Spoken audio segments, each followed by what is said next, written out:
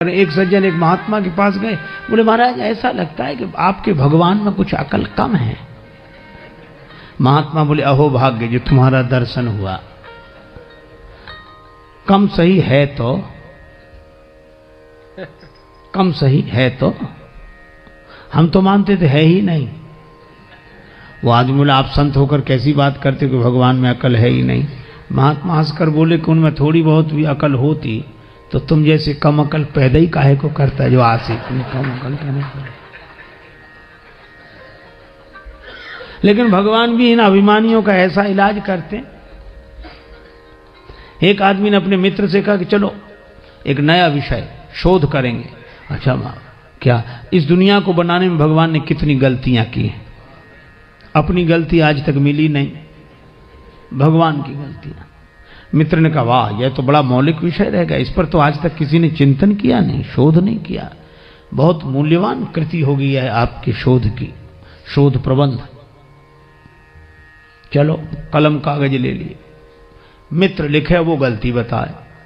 हर जगह देखे भगवान ये गड़बड़ी कर दी भगवान ने। क्या एक गांव में गए तो छप्पर नुमा मकान था, उस पर कद्दू के काशी फल बड़े बड़े कद्दू लगे हुए और बेल दुबली पतली चौड़े पत्ते। बोले लिखो परमात्मा की गलती नंबर 1 नोट करो। इतनी दुबली पतली नाजुक सी बेल, इसमें इतने बड़े बड़े फल हैं, इससे समझ में आया वो बेअकल है। छोटे छोटे फल लगाने थे, बेल जितना सहन कर सके इतना बड़ा फल लगा दिया। मित्र ने कहा वाह कमाल कर दिया, क्या सोच है। नोट कर लिया। कुछ दिन बाद फिर घूमते हुए निकले से एक बगीचे में पड़े थे आम के पेड़, आराम करने सो ऐसे सो गए। ऊपर देखा कच्चे हरे रंग के आम लगे थे। अरे बोले देखो परमात्मा की गलती नंबर 2। इतना बड़ा विशाल वृक्ष और इसमें इतने छोटे छोटे फल हैं, इससे समझ में आया को बेअकल है। देखो मित्र ने कहा वाह यह भी बिल्कुल बिल्कुल। बोले कद्दू जैसे फल लगाता इसमें, छोटे छोटे फल उसमें लगाता।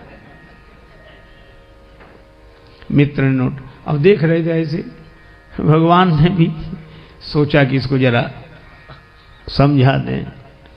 तब तक ऐसी हवा का झोंका आया, एक आम का फल टूट कर गिरा और उसकी नाक पे, नाक जैसा नाजुक अंग, और आम का कच्चा फल पत्थर जैसा कठोर। और आज के जमाने का आदमी उससे आम की चोट बर्दाश्त नहीं होती तो खास चोट क्या बर्दाश्त हो सकेगी। इतने में ही तो मूर्छित हो गया वो, गिरा आम।